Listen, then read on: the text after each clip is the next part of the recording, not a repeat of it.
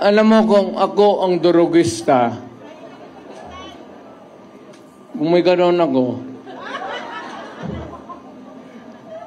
at bakit sa utak ko, bakit hindi? Total, kasama ko naman sa presidente sa hit-hitan. So, yung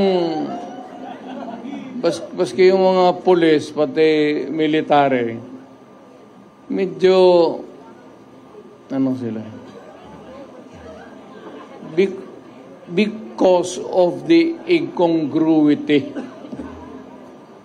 Hindi magkasya eh.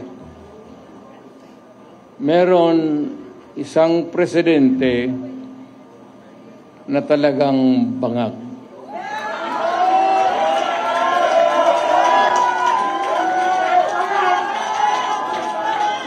Hindi naman buang,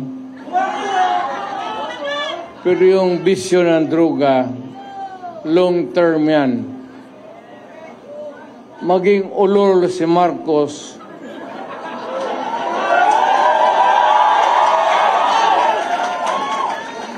kung maybe constant use of heroin,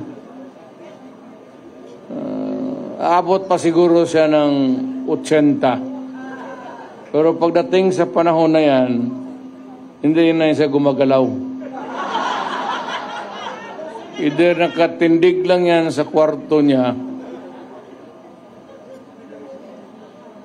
o natutulog.